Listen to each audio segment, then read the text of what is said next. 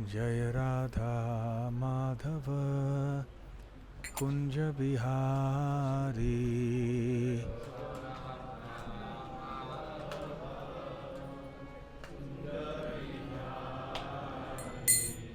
जय राधा माधव कुंज बिहारी।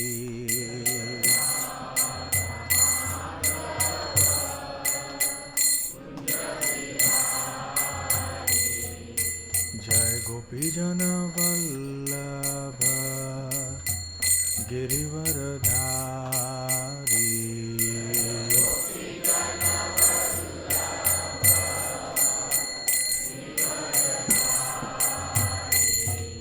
जय गोपीजन वल्लभ गिरिवरधारी।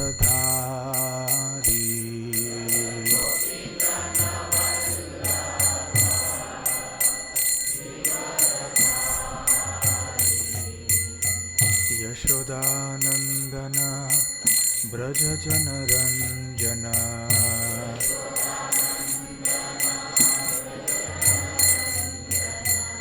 यशोदानंदन ब्रज जन रंजन।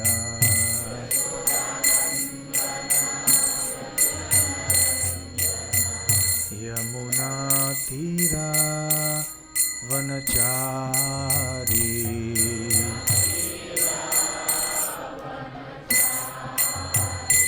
यमुना तीरा वनचारी।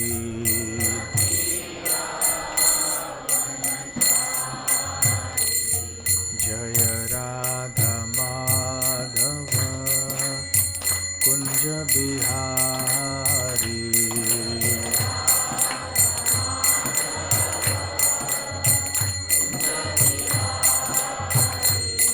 जय राधा माधव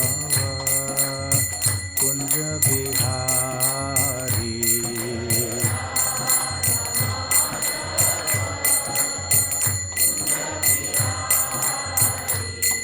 जय राधा माधव कुंज बिहारी।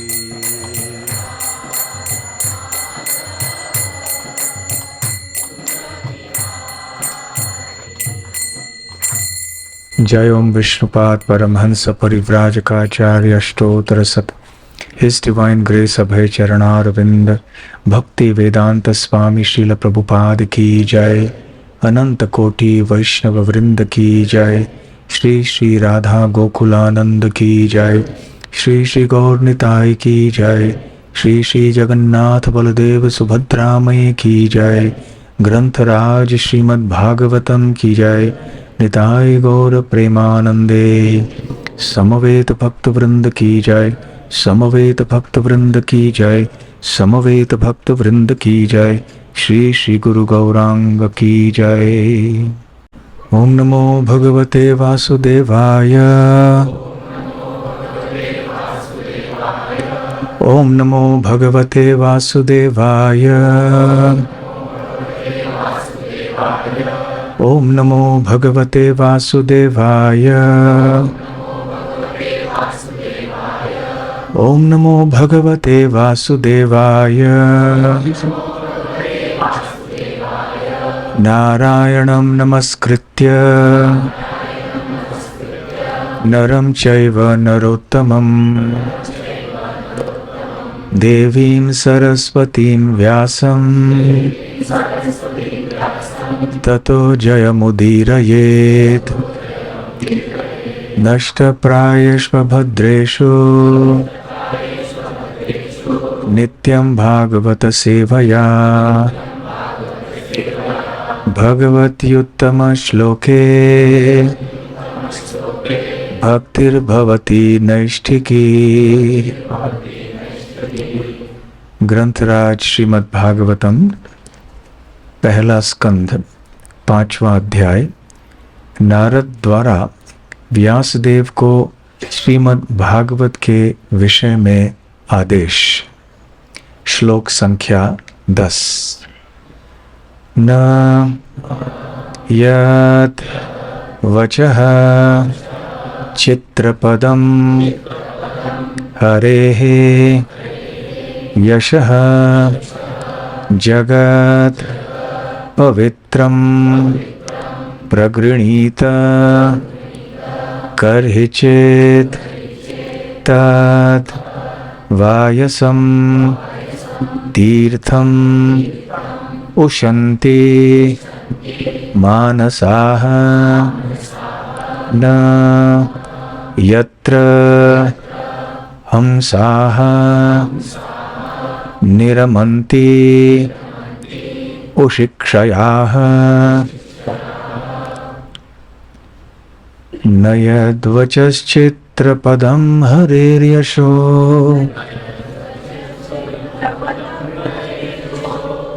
जगत्पवित्रं प्रगृणीत कर्हिचित् तद्वायसं तीर्थमुशन्ति मानसा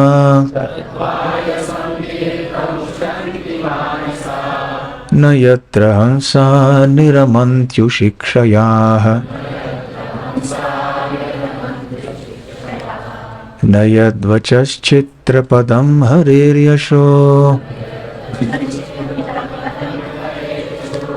जगत्पवित्रं प्रगृणीत कर्हिचित्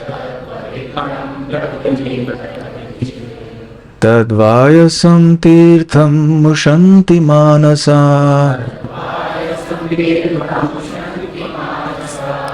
न यत्र हंसा निरमन्त्युशिक्षयाः न यद्वचश्चित्रपदं हरेर्यशो जगत्पवित्रं प्रगृणीत कर्हिचित् तद्वायसं तीर्थमुशन्ति मानसा न यत्र हंसा निरमन्त्युशिक्षयाः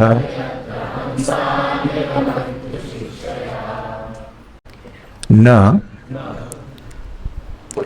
नहीं यत् वह वचः वाणी चित्रपदम अलंकारिक हरेः भगवान का यशः महिमा जगत ब्रह्मांड पवित्रम पवित्र प्रगृणीत वर्णित कर्हिचित मुश्किल से तत् उस वायसम कौवे को तीर्थम तीर्थस्थान उशन्ति सोचते हैं मानसाः साधु पुरुष न नहीं यत्र जहाँ हंसाः परमहंस पुरुष निरमन्ति आनंद लेते हैं उशिक्षयाः दिव्य धाम के वासी अनुवाद श्रीला प्रभुपाद द्वारा। जो वाणी संपूर्ण ब्रह्मांड के वायुमंडल को परिशुद्ध करने वाले भगवान की महिमा का वर्णन नहीं करती, उसे साधु पुरुष कौवों के स्थान के समान मानते हैं। क्योंकि परमहंस पुरुष दिव्य लोक के वासी होते हैं, अतः उन्हें ऐसे स्थान में कोई आनंद नहीं मिलता। तात्पर्य का केवल एक भाग हम पढ़ेंगे। श्रील प्रभुपाद द्वारा तात्पर्य। कौवे तथा हंस अपनी भिन्न भिन्न मानसिक प्रवृत्तियों के कारण एक से नहीं होते। सकाम कर्मियों या रजोगुणी व्यक्तियों की तुलना कौवों से की गई है और परमहंस साधु पुरुषों की तुलना हंसों से की गई है। कौवों को कूड़ा करकट फेंका जाने वाला स्थान प्रिय लगता है, जिस प्रकार के कामी सकाम कर्मियों को सुरा, सुंदरी तथा स्थूल इंद्रिय तृप्ति के स्थान प्रिय लगते हैं। हंसों को वे स्थान प्रिय नहीं लगते जहाँ कौवे कांव कांव करने और मिल मिलाप करने के लिए एकत्र होते हैं। वे इसके बजाय प्राकृतिक छटा वाले स्थानों में देखे जाते हैं, जहाँ निर्मल जल का आगार होता है और जिसमें प्राकृतिक सौंदर्य के नाना रंग के कमलों के नाल सुशोभित रहते हैं। इन दो प्रकार के पक्षियों में यही अंतर है। प्रकृति ने विभिन्न योनियों के जीवों को भिन्न भिन्न मानसिकताएं दी हैं, अतएव उन्हें एक ही श्रेणी में लाना संभव नहीं है। इसी प्रकार से विभिन्न मानसिकता वाले व्यक्तियों के लिए भिन्न भिन्न प्रकार का साहित्य होता है। अधिकांशतया बाजारू साहित्य कव्वों सरीखे व्यक्तियों को आकृष्ट करने वाला होता है, जिसमें कामुक विषयों का कूड़ा करकट भरा रहता है। ऐसे विषय सामान्य रूप से स्थूल शरीर तथा सूक्ष्म मन के संबंध होने से संसारी वार्ताएं कहे जाते हैं। ये संसारी उपमाओं तथा रूप कलों वाली अलंकारमयी भाषा में लिखे होते हैं। ऐसा होने पर इनमें भगवान की महिमा का वर्णन नहीं रहता। ऐसा पद्य या गद्य, चाहे वह जिस विषय पर भी हो, शव को अलंकृत करने जैसा है। आध्यात्मिक दृष्टि से उन्नत मनुष्य जो हंसों के समान होते हैं, ऐसे मृत साहित्य में रुचि नहीं रखते, क्योंकि यह तो आध्यात्मिक दृष्टि से मृत पुरुषों के लिए ही आनंद का स्रोत होता है। ऐसा रजो तथा तमोगुणी साहित्य विभिन्न शीर्षकों से वितरित किया जाता है, किंतु इससे मानव की आध्यात्मिक जिज्ञासा की पूर्ति नहीं हो पाती। अतएव हंस सदृश आध्यात्मिक पुरुषों को ऐसे साहित्य से कोई सरोकार नहीं होता। ऐसे उन्नत पुरुष को मानस भी कहा जाता है, क्योंकि वे आध्यात्मिक धरातल पर भगवान की दिव्य स्वैच्छिक सेवा के आदर्श मानदंड को बनाए रखते हैं। यह चेतना स्थूल शारीरिक इंद्रिय तुष्टि के कार्यों या अहंकारी भौतिक मन के सूक्ष्म चिंतन के लिए सकाम कर्म करने से रोक देती है। तात्पर्य और भी है, लेकिन अब नहीं पढ़ेंगे। ओम अज्ञानतिमिरान्धस्य ज्ञानाञ्जनशलाकया चक्षुरुन्मीलितं येन तस्मै श्रीगुरवे नमः। श्रीचैतन्यमनोभीष्टं स्थापितं येन भूतले स्वयं रूप कदा मह्यं ददाति स्वपदान्तिकं।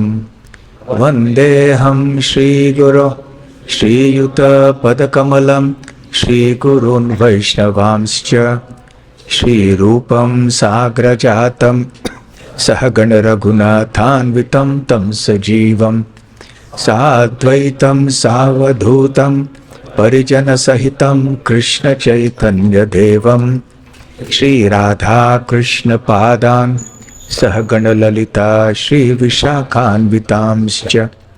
नमो ओं विष्णुपादाय कृष्ण प्रेष्ठाय भूतले श्रीमते भक्तिवेदांत स्वामिनेति नामिने। नमस्ते सारस्वते देवे गौरवाणी प्रचारिणे निर्विशेष शून्यवादी पाश्चात्य देशतारिणे। मूकं करोति वाचालं पंगुं लंघायते गिरिं यत्कृपातमहं वन्दे श्रीगुरून् दीनतारणम्। वाञ्छाकल्पतरुभ्यश्च कृपा सिन्धुभ्य एव च पतितानां पावनेभ्यो वैष्णवेभ्यो नमो नमः। नमो महावदान्याय कृष्णप्रेमप्रदायते कृष्णाय कृष्णचैतन्य नामने गौरत्विषे नमः। पञ्चतत्त्वात्मकं कृष्णं भक्तरूपस्वरूपकं भक्तावतारं भक्ताख्यं नमामि भक्तशक्तिकम्। आराध्यो भगवान् व्रजेशतनयस्तद्धाम वृन्दावनम्। रम्या काचिदुपासना व्रजवधू वर्गेण या कल्पिता। श्रीमद्भागवतं प्रमाणममलं प्रेमापुमर्थो महान्। श्रीचैतन्य महाप्रभोर्मतमिदं तत्रादर न परः। हे कृष्ण करुणा सिन्धो बन्धो जगत्पते पेश गोपिका कांत राधा कांत नमोस्तुते। तप्त कांचन गौरांगी राधे वृंदावनेश्वरी वृषभानुसुते देवी प्रणमामि हरिप्रिये।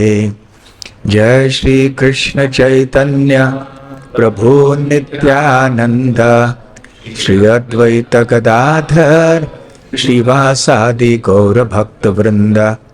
हरे कृष्णा कृष्णा कृष्णा हरे हरे, हरे राम राम राम हरे हरे। हरे कृष्णा। श्री श्री राधा गोकुलानंद मंदिर में आप सबका हार्दिक स्वागत है।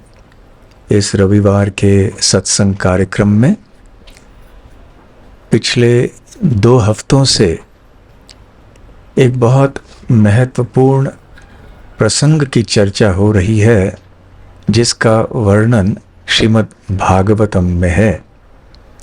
और ये प्रसंग है श्रीला नारद मुनि और श्रीला व्यास देव के बीच में संवाद। ये दोनों ही बहुत बड़े संत हैं, बहुत बड़े भगवान के भक्त हैं, बहुत बड़े विद्वान हैं, हर प्रकार के सद्गुण से संपन्न हैं। और इसलिए हमारे लिए ये दोनों ही पूजनीय हैं।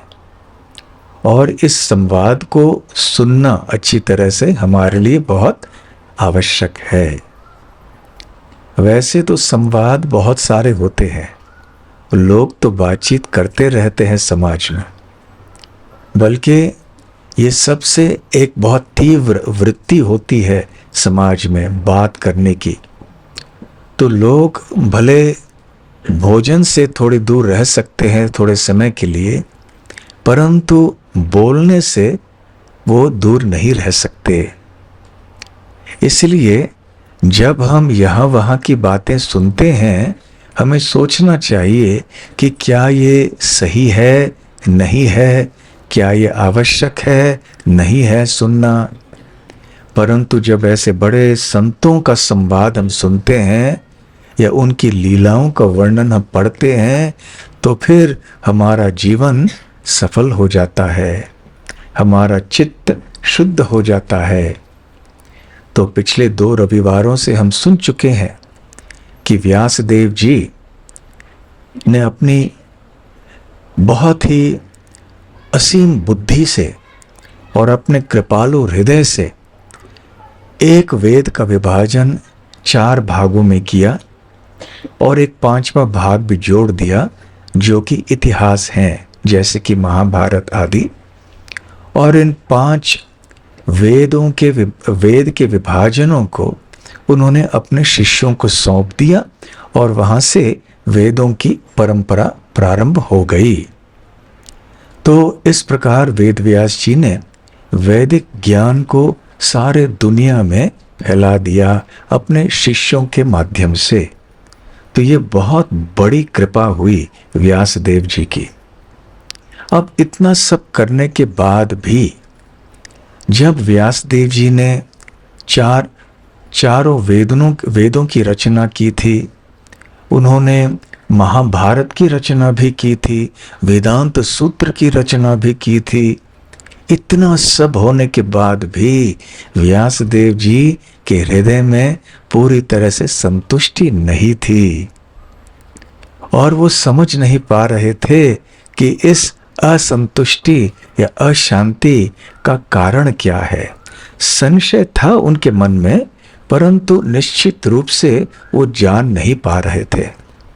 जब ऐसे ही सरस्वती नदी के तट पर सम्याप्रास नाम के उनके निवास स्थान में, बद्रिकाश्रम में, वो चिंतन करते बैठे थे, ध्यान में बैठे थे, उस समय नारद मुनि, उनके गुरु महाराज, अचानक वहां पर प्रकट हो गए और उन्होंने व्यासदेव जी से पूछा कि अरे ब्राह्मण, अरे मुनिवर, क्या बात है, आप थोड़े चिंतित लग रहे हो।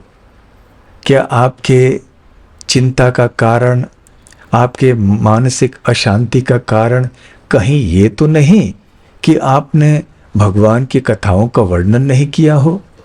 आपने इतने सारे वेद शास्त्रों की रचना की है, तो ज्ञान और बुद्धि का कोई अभाव नहीं है। आप इतने बड़े विद्वान हैं, तो क्या कारण है? व्यासदेव जी ने भी उनसे कहा कि हे मुनिवर, आप जो कह रहे हैं वो बिल्कुल सही है कि इतना सब करने के बाद, इतनी विद्या को प्राप्त करने के बाद भी मेरा मन अशांत है।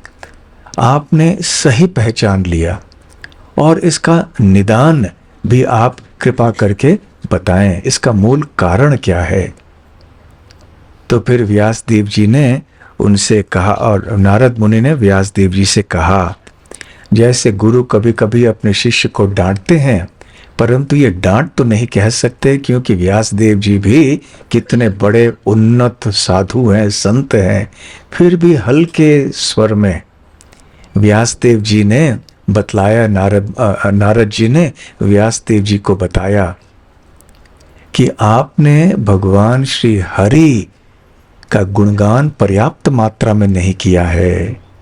हाँ, अवश्य, वैसे अलग अलग पुराणों में और अन्य ग्रंथों में यहाँ वहाँ कहीं भगवान कृष्ण का और उनकी लीलाओं का उल्लेख हुआ होगा, परंतु इस विषय के ऊपर या भगवान श्री कृष्ण के ऊपर आपने जोर नहीं दिया पर्याप्त मात्रा में। इसलिए जो इन ग्रंथों को पढ़ने वाले हैं, सुनने वाले हैं, वो समझ नहीं पाते हैं कि श्री कृष्ण ही वेदों के सार हैं।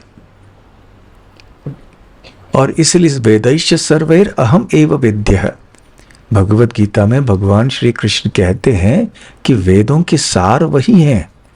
तो वेदों को जानने का, पढ़ने का, सुनने का उद्देश्य एक और केवल एक है, और वो है हम कैसे श्री कृष्ण को अच्छी तरह से जान लें। और श्री कृष्ण को कैसे जान सकते हैं? प्रेम से, भक्ति से। इसलिए इस श्री कृष्ण के भक्ति के मार्ग को स्वीकार करने से हमें परिपूर्ण ज्ञान की प्राप्ति हो सकती है और हृदय पूरी तरह से संतुष्ट हो सकता है। तो अवश्य व्यासदेव जी ने कृष्ण कथा यहाँ वहाँ की थी, परंतु उन्होंने इस पे इतना जोर न देने के कारण लोग भी भ्रमित हो चुके थे। स्पष्टीकरण नहीं था, स्पष्ट रूप से लोगों को पता नहीं चल रहा था कि वेदों का सार क्या है। इतने सारे वेद शास्त्र हैं, पहले तो किसी को पढ़ने का समय नहीं है, और समय भी होता तो उतना ज्ञान नहीं है, उतनी बुद्धि नहीं है कि वो इन ग्रंथों को समझ पाए। और भले बड़े संस्कृत के पंडित भी हों, तो अलग अलग तरह के जो वाक्य भिन्न भिन्न शास्त्रों में दिखाई पड़ते हैं, इनमें तथाकथित विरोधाभास दिखाई पड़ते हैं। तो वो तो इनको पढ़ के भ्रमित हो जाएंगे, उनको पता नहीं चलेगा कि ये सही है कि वो सही है, तो सही निष्कर्ष क्या है, तो इस बात पर वो पहुंच नहीं पाएंगे। इसलिए महाजनो ये न कथा स्पंथा, इसलिए महाजन नारद मुनि जैसे महाजनों के पास हमें जाना चाहिए। वो वेदों के सारांश को जानते हैं, वेदों के सही तथ्यों को, वेदों के सार को वो स्पष्ट रूप से हम तक पहुंचा सकते हैं। तो इसलिए संवाद बहुत आवश्यक है।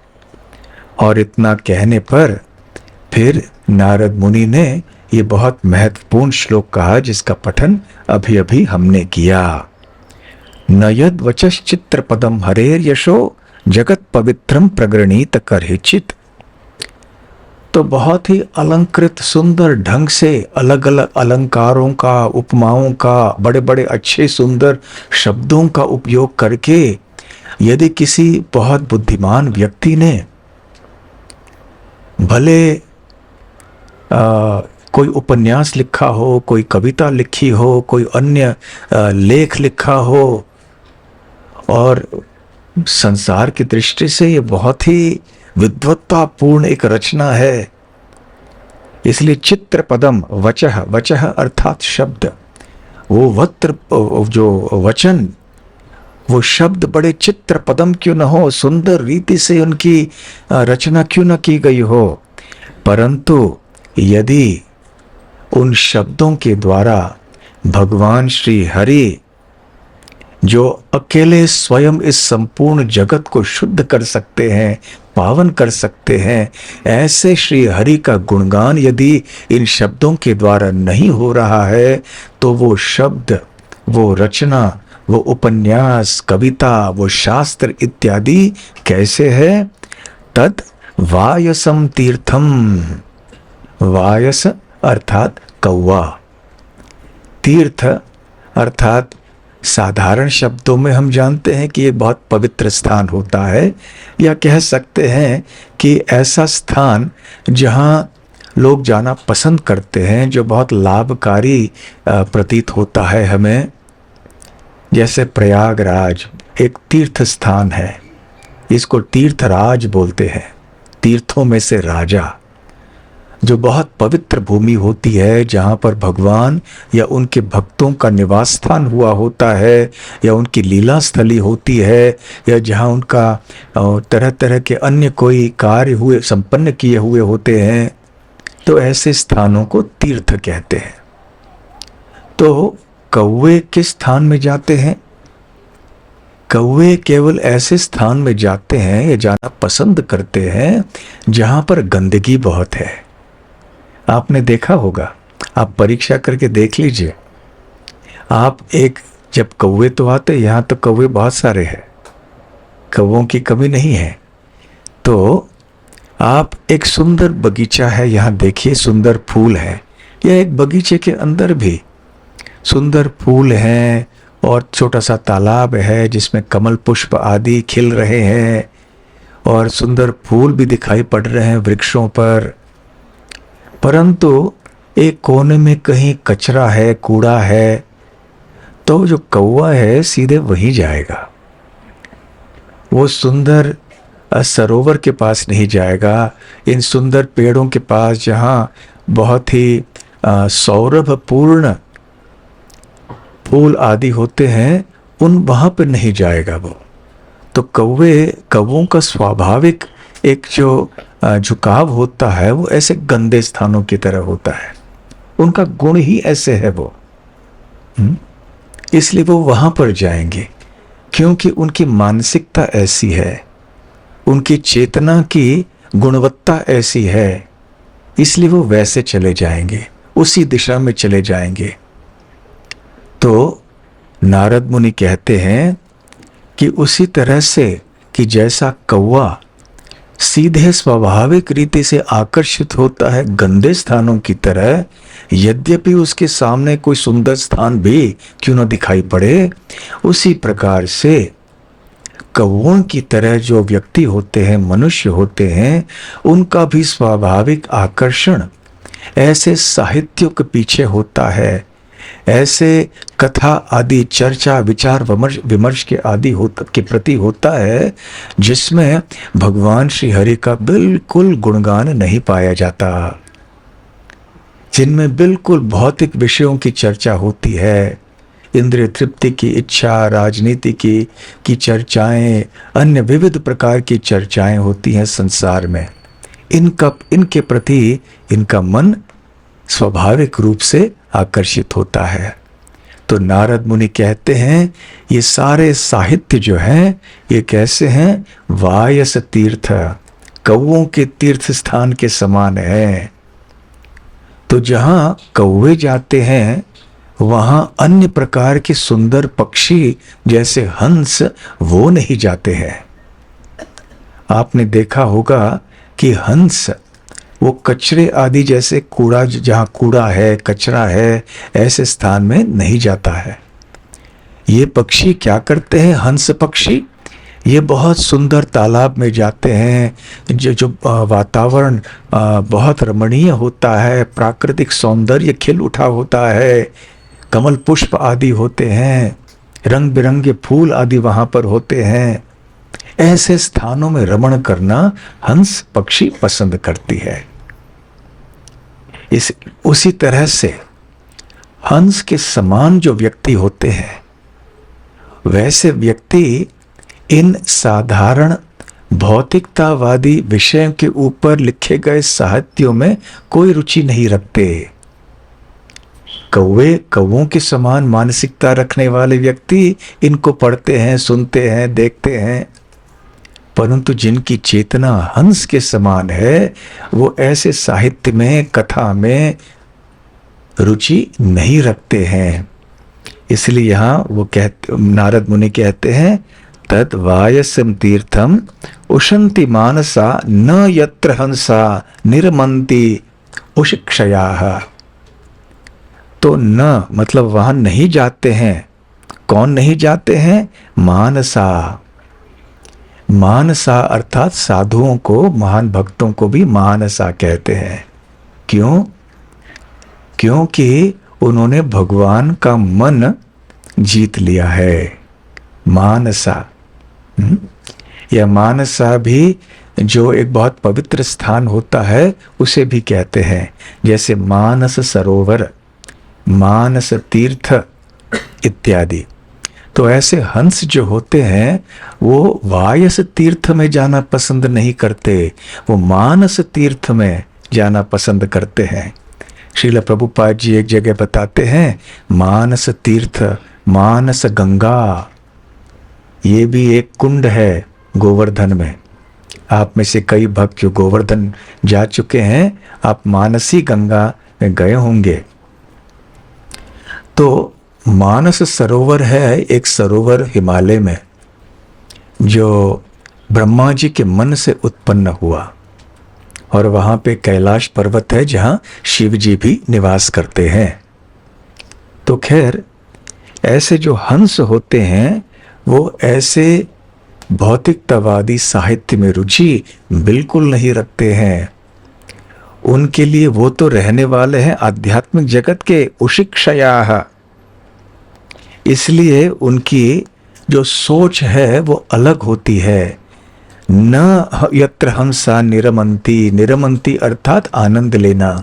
तो ऐसे साहित्य में जो हंस रूपी व्यक्ति होते हैं, हंस के समान चेतना वाले व्यक्ति होते हैं, वो ऐसी चीजों में आनंद नहीं लेते हैं, क्योंकि वो आध्यात्मिक जगत के निवासी होते हैं।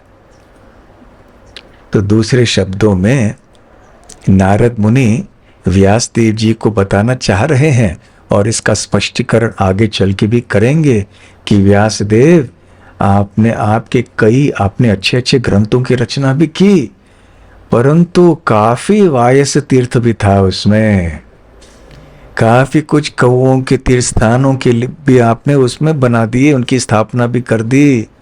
किस तरह से वो आगे चल के हम देखेंगे, परंतु संक्षेप में देखा जाए तो श्रील व्यासदेव जी ने वेदों के कई विभाजन किए। उनमें से एक भाग है कर्मकांड। कर्म कांड क्या है? वो ऐसे ग्रंथ हैं जिनके आदेशों का पालन करने से हमें तरह तरह संसार की उपाधियां, संसार के भोग, संसार के पूजा, लाभ, प्रतिष्ठा आदि सब प्राप्त हो सकते हैं। किसी को स्वर्गलोक की प्राप्ति करनी है तो कर्मकांड के विधि निषेधों के अनुसार यदि वो कार्य करे, उसे प्राप्त हो सकता है स्वर्गलोक।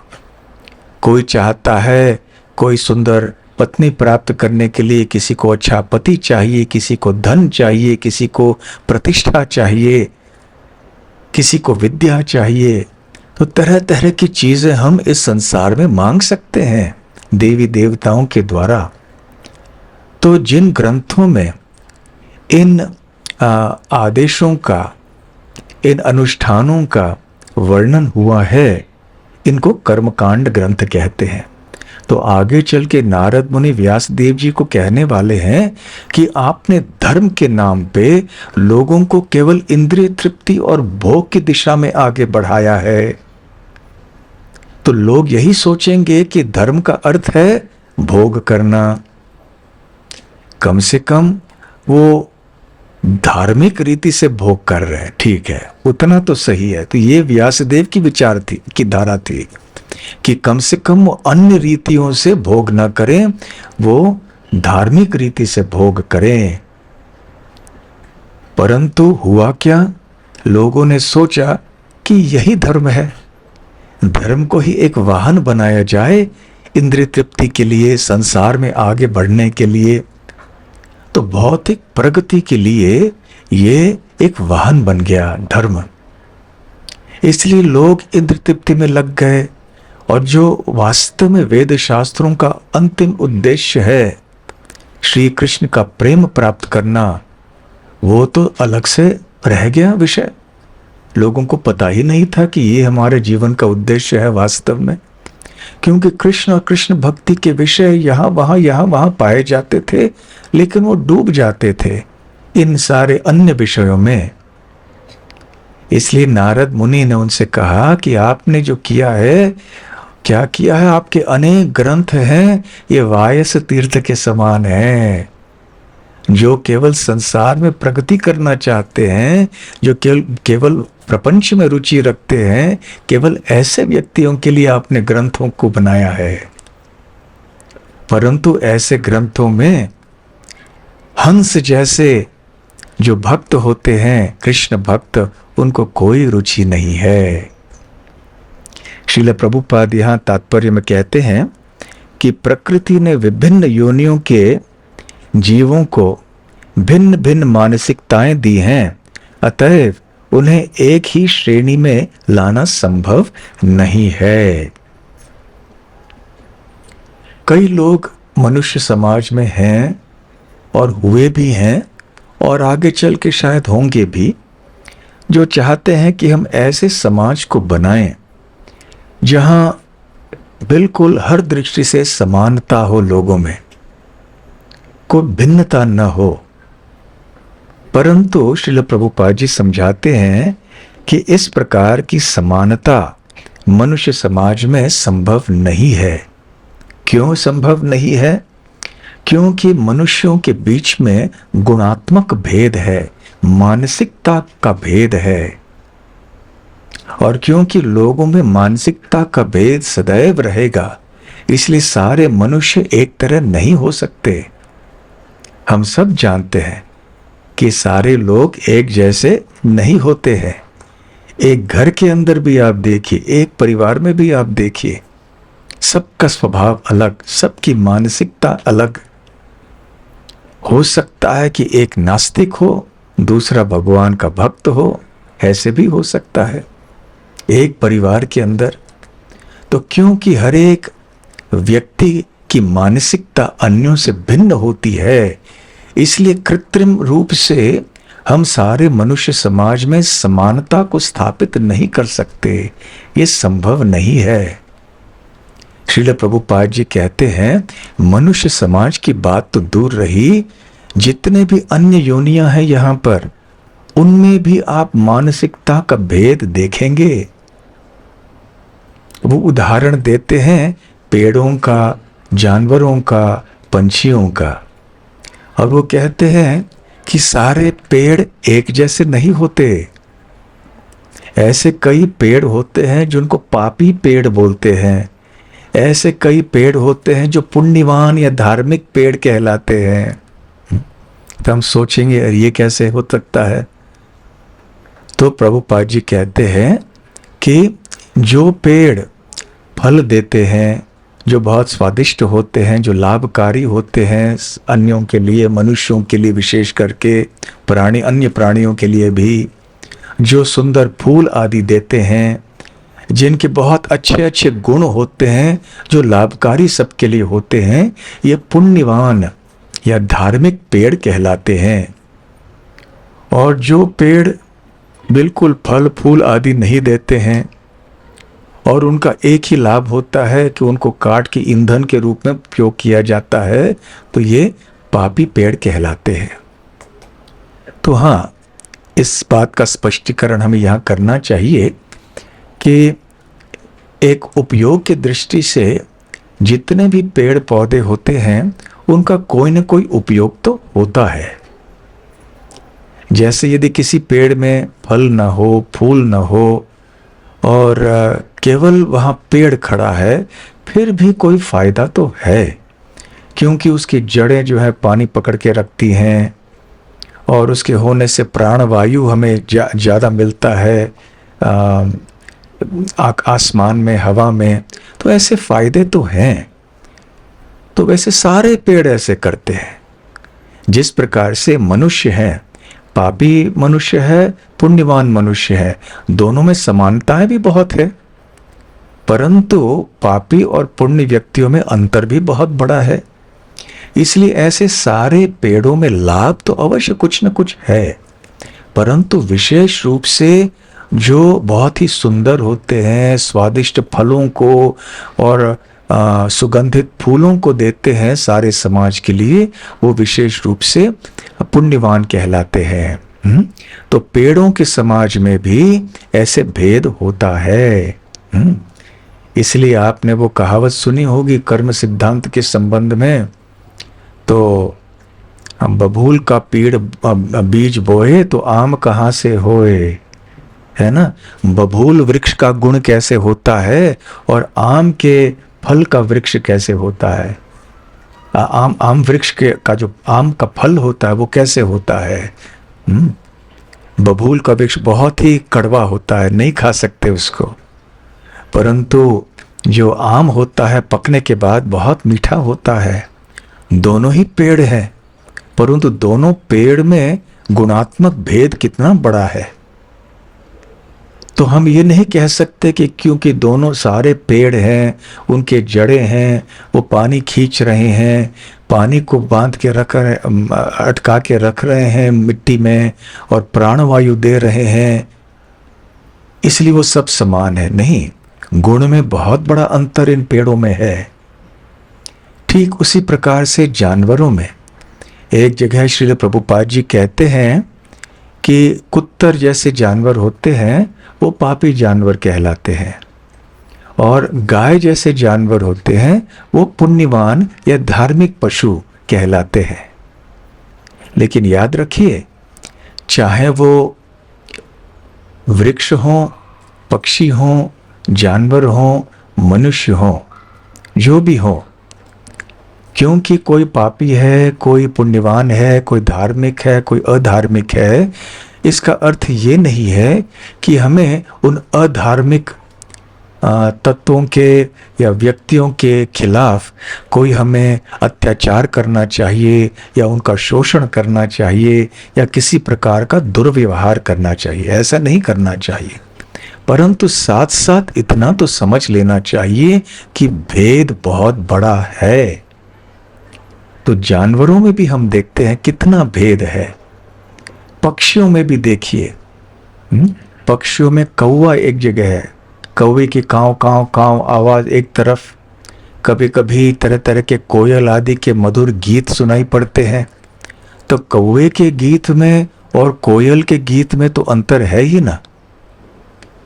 उसी प्रकार से मोर है और तोता है, इनके रूप में और अन्य कई पंछियों के रूप में अंतर तो बड़ा है। तो इस प्रकार से गुणात्मक भेद सारे पंछियों में भी पाया जाता है। इसलिए हम देखते हैं कि शास्त्रों में जब उपमाएं दी जाती हैं या हमारे साधारण भाषा में भी हम तुलना करते हैं किसी पशु या प्राणी से। हम कहते हैं ये आदमी तो सांप के जैसा है, कभी कभी कहते हैं ना। इसका अर्थ क्या है? सांप का गुण कैसे होता है? ईर्ष्यालु होता है, बिना कारण किसी को डस देता है। तो कोई आदमी ऐसे हो, दुष्ट हो, बिना वजह किसी को कष्ट देता है, कहते हैं सांप की तरह है। या हम कहते हैं अरे ये तो कोयल की तरह गाता है। या और ऐसे कितने उदाहरण आप बोल सकते हैं कोई। हम पशु पक्षी जानवर समाज से कितने उदाहरण देते हैं। ये तो हिरण की तरह तेज भागता है। ये तो भालू की तरह सो रहा है। कोयल, वो तो कह दिया हमने कोयल। कुत्ते की तरह बात करता है। ये बहुत ज्यादा हो गया ये। तो खैर ये उदाहरण हम देखते हैं क्यों? क्योंकि जो भेद हम पशु समाज में देखते हैं, पंछी समाज में देखते हैं, वृक्षों के समाज में देखते हैं, वो हम मनुष्यों के समाज में भी देखते हैं।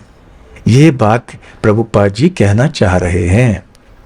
तो 84 लाख योनियों में ये भेद दिखाई पड़ता है।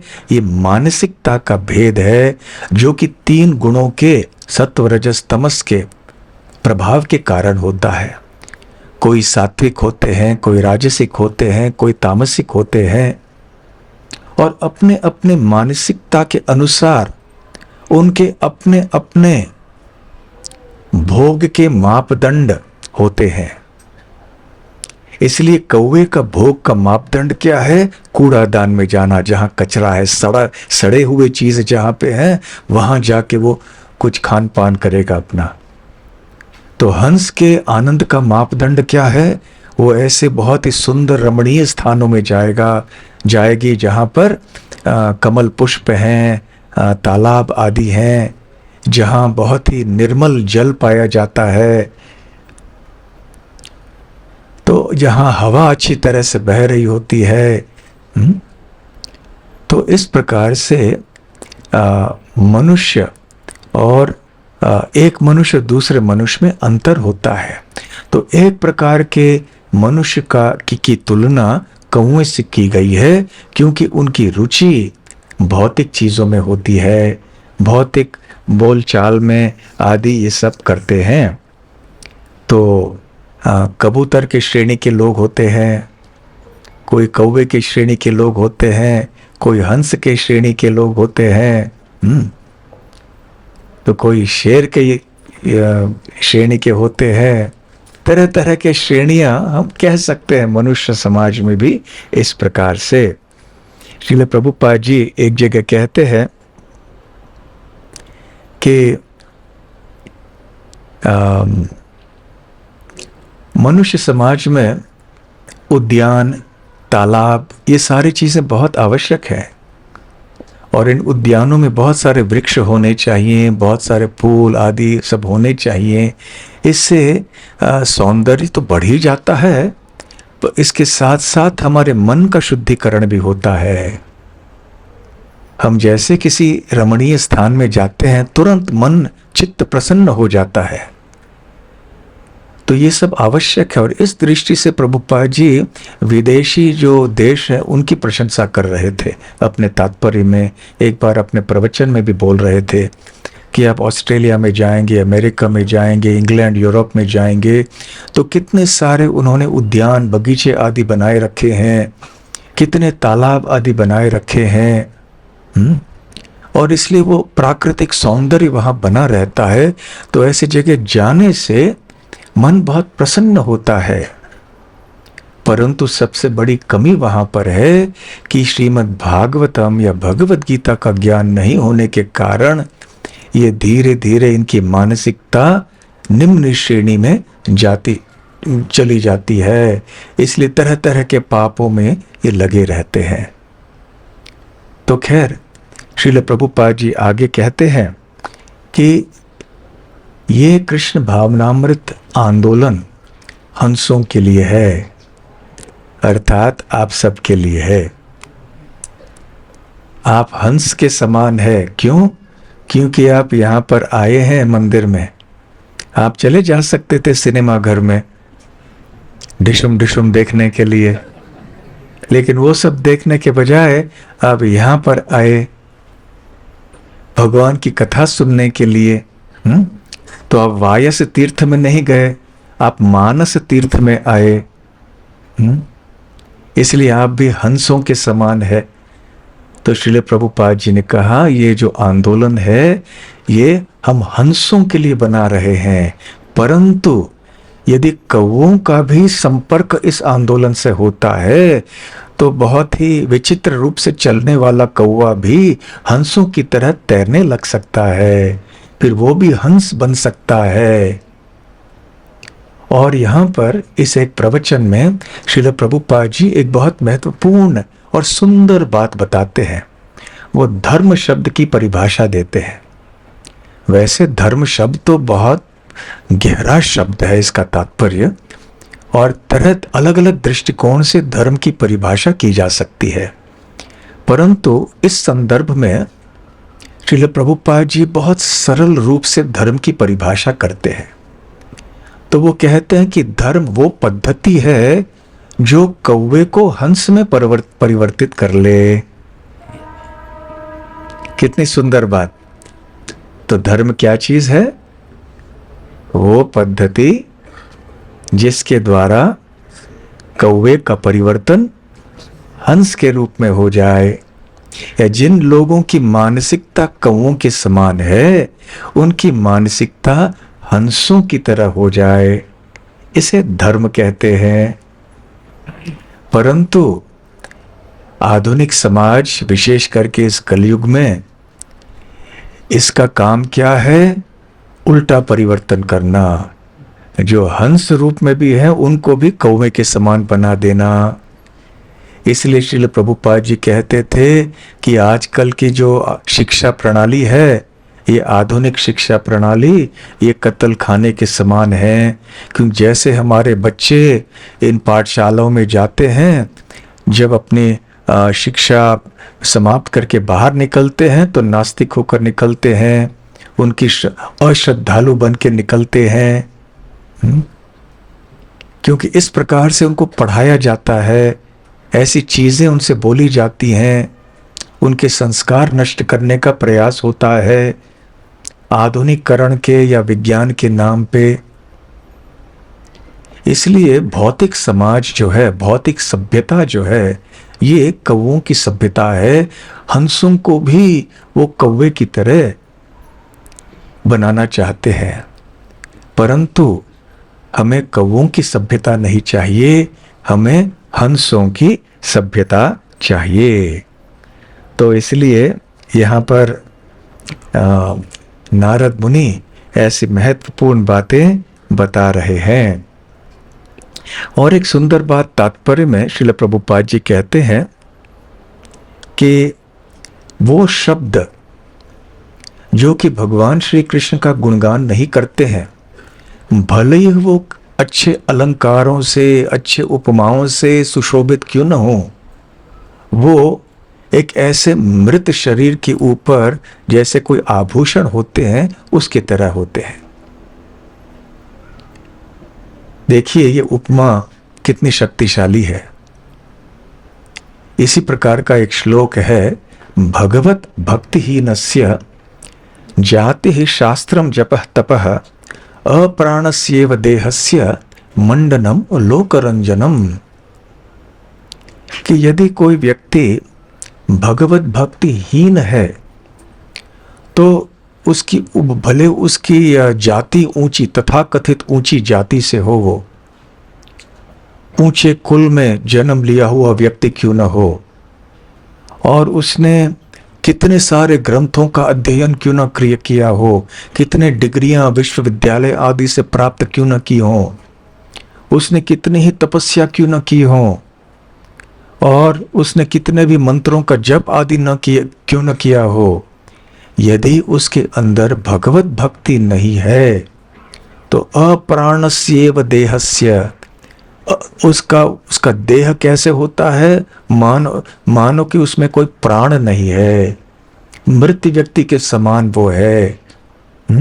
तो जैसे एक मृत शरीर में अप्राणस्येव देहस्य, ऐसे देह के ऊपर मंडनम, जैसे कोई आभूषण आदि रखा जाता है, तो भले साधारण लोग जो अज्ञानी हैं वो वाह वाह क्यों न करे, अरे देखो ये शरीर कितना, व्यक्ति कितना सुंदर लग रहा है, इतने आभूषण, इतने अच्छे वस्त्र आदि हैं। परंतु एक बुद्धिमान व्यक्ति कहेगा, अरे ये तो व्यक्ति मर चुका है, ये तो शव है, मृत शरीर है, इसको सजाने से, अच्छे कपड़ों से, आभूषणों से क्या लाभ।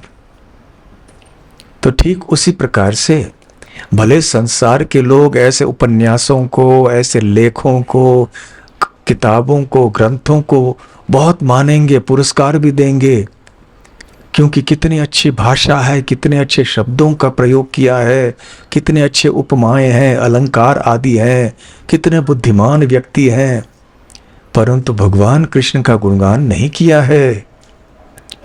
तो ये सारे अलंकार कैसे हैं, शब्दों के, जैसे एक मृत व्यक्ति के ऊपर आभूषण।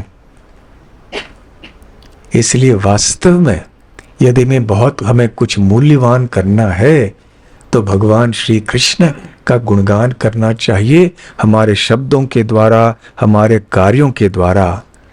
अन्यथा भले हम कितने ही बड़े वैज्ञानिक क्यों न हो, दार्शनिक क्यों न हो, राजनेता क्यों न हो, अध्यापक आदि क्यों न हो, श्रील प्रभुपाद जी कहते हैं हम प्रकृति के हाथों में केवल एक गुड़िया बन जाते हैं। गुड़िया अर्थात एक कठपुतली के समान, खिलौने के समान। प्रकृति के 3 गुणों के अधीन हम हो जाते हैं, और जैसे जो गुण हमारे ऊपर प्रधान है तो वैसे ही हम कार्य करना शुरू करते हैं।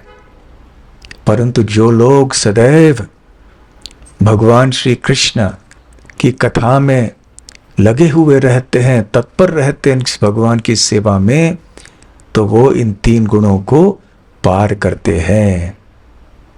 तो देखिए, कृष्ण कथा सुनना, बोलना, पढ़ना, इसके बारे में चिंतन मनन करना कितना महत्वपूर्ण है। तो हम सब चाहते हैं कि हम हंस की तरह बन जाएं। हम एक हंसों की सभ्यता को स्थापित करना चाहते हैं, कौवों की सभ्यता को नहीं। आप में से कितने भक्त हंसों की तरह बनना चाहते हैं, हाथ ऊपर कीजिए। सब लोग। तो इसके लिए उपाय क्या है? श्रील प्रभुपाद जी ने इतने अच्छे अच्छे ग्रंथ हमें दिए हैं, उनको हमें अपने घर में पढ़ना है, और फिर मंदिर में आके कथा आदि सुननी है, और यहाँ कीर्तन में जब भगवान श्री कृष्ण के नामों का उच्चारण होता है उस कार्यक्रम में भी शामिल होना है, भगवान के सुंदर रूप का दर्शन करना है। इस प्रकार से हमारा जीवन सफल हो जाएगा। हरे कृष्ण कृष्ण कृष्ण हरे हरे, हरे राम राम राम हरे हरे। हरे कृष्ण। कोई प्रश्न है? हाँ, माइक जरा यहाँ दीजिए।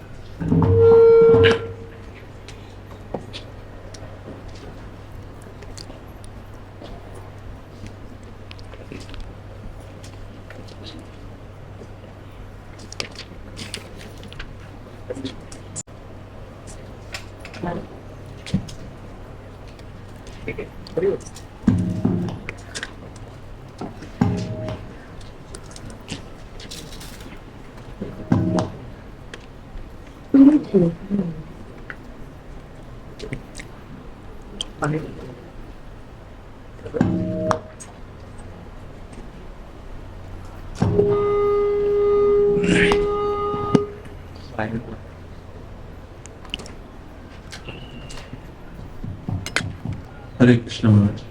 महाराज जी, कर्म सिद्धांत के बारे में दो प्रश्न है। पहला है कि क्या कर्म के नियम प्राणियों के ऊपर भी लागू होते हैं? होते हैं, परंतु उनको केवल भोगना पड़ता है। जो मनुष्य जीवन में उन्होंने कर्म किए हुए हैं, जिनके कारण उनको वो पशु का शरीर मिला हुआ है, तो उनको उस योनि में वो उतना ही सुख दुख का अनुभव करना पड़ेगा। तो वो और कर्म उत्पन्न नहीं कर सकते, परंतु जो कर्म उन्होंने पूर्व मनुष्य जीवन में किया हुआ है, केवल उसके फलों को भुगत सकते हैं। दूसरा प्रश्न महाराज कि अगर किसी मनुष्य का जन्म किसी आदिवासी परिवार में हुआ हो, दक्षिण अफ्रीका के आदिवासी परिवार में, तो क्या उस व्यक्ति को भी कर्म के नियम उसके ऊपर लागू होते हैं?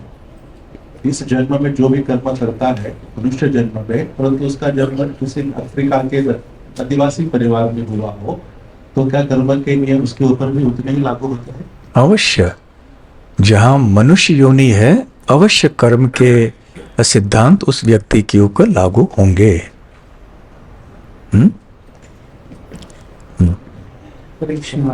हरे कृष्ण। कहा जाता है कि जो जीव का बेसिक नेचर है, प्राथमिक जो स्वभाव है, वो कभी बदलता नहीं है। तो उस दृष्टि से देखें तो कौओं को कितना भी हंस बनाएंगे तो क्या वो हंस बन पाएगा, या फिर उसमें या सिर्फ समय की बात है कि उसका स्वभाव वापस प्रकट हो जाए, या फिर उस स्वभाव को कितना बदल सकते हैं? हाँ, ये अच्छा प्रश्न है। स्वभाव को बदलना आसान नहीं होता है। जैसे हिंदी में कहावत है, कुत्ते की दुम टेढ़ी ही रहती, उसको सीधा करना मुश्किल होता है। तो स्वभाव भी वैसे होता है, कितना भी हम बदलने का प्रयास करें संभव नहीं है। परंतु ये भौतिक दृष्टि से है ये बात, परंतु आध्यात्मिक दृष्टि से देखा जाए तो स्वभाव अवश्य बदला जा सकता है, अन्यथा भक्ति मार्ग का कोई उपयोग नहीं है। फिर भक्ति में आने से फायदा क्या हुआ? फिर यदि हमारा स्वभाव नहीं बदलेगा तो क्या फायदा होगा? लेकिन हमारी प्रवृत्तियां जो हैं, उनको हम भौतिक जगत से लेकर हम आध्यात्मिक जगत में स्थानांतरित करेंगे, इतना परिवर्तन होगा। जैसे जो क्षत्रिय स्वभाव वाला है, हो सकता है ऐसा न हो कि वो बिल्कुल कुछ दूसरी मानसिकता उसकी हो जाए, परंतु कृष्ण के लिए सब करना शुरू करेगा और बिना वजह से कोई ऐसे कार्य नहीं करेगा जो पहले शायद वो करता था।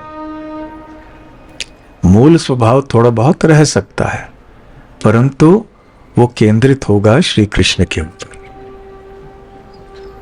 ठीक है।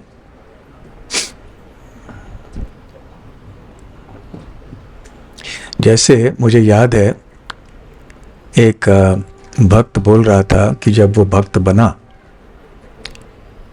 उसका स्वभाव था कि थोड़ा उसको गुस्सा था और अहंकार भी थोड़ा ज़्यादा था। तो बम्बई की ट्रेन में वो सफ़र करता था काम के लिए। तो एक बार ट्रेन थोड़ा बहुत खाली था, तो सामने वाले कुर्सी सीट पे उसने अपना पैर रख दिया था। फिर धीरे धीरे लोग आने लगे, तो फिर एक आदमी आया, उसने बोला कि पैर हटाइए, बैठना है। उसने बोला कि मैं तब तक भक्त बन गया था, अभी अभी भक्त बना था। यदि मैं नहीं हुआ होता भक्त पहले, यदि थोड़े 6-8 महीने पहले ये घटना हुई होती तो मैं कुछ कह देता। उसने कह के भी सुनाया मुझे, जो मैं आपको सुना नहीं सकता, कि मैंने ऐसे कहा होता उस व्यक्ति से। परंतु अब मैंने सोचा अभी मैं भक्त बन गया हूं, तो फिर मैंने कहा अवश्य अवश्य आइए। मैंने पैर नीचे किया, मेरे रुमाल से सीट साफ कर दिया, उसको बिठाया। ये परिवर्तन हो जाता। कहाँ से प्रश्न? हाँ, हरे कृष्ण।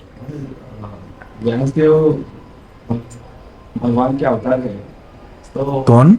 व्यासदेव जी। व्यासदेव, हाँ। तो उनकी जो असंतुष्टि जो दिखाई पड़ती, वो कैसे? देखिए, व्यासदेव जी शक्त्यावेश अवतार है ना, तो उनके द्वारा भी भगवान एक हमको संदेश देना चाह रहे हैं। कि यदि आपने संपूर्ण रीति से कृष्ण कथा पे जोर नहीं दिया तो फिर आपका मन संतुष्ट नहीं रहेगा। जैसे भीष्मदेव भी भगवान के शुद्ध भक्त थे, परंतु भगवान ने उनको उनके द्वारा ऐसे कार्य कराए जिससे हमें लगता है कि अरे भीष्मदेव ने ऐसे क्यों किया, वो उस तरह से क्यों लड़े, परंतु भगवान उनके माध्यम से कुछ संदेश समाज को देना चाहते थे। उसी प्रकार से व्यासदेव जी के माध्यम से भगवान कुछ एक बहुत महत्वपूर्ण संदेश सारे जगत को देना चाहते हैं। ठीक है।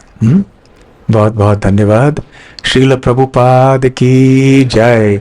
ग्रंथराज श्रीमद् भागवतम की जय। गौर प्रेमानंदे। हरि हरि बोल। हरे कृष्णा।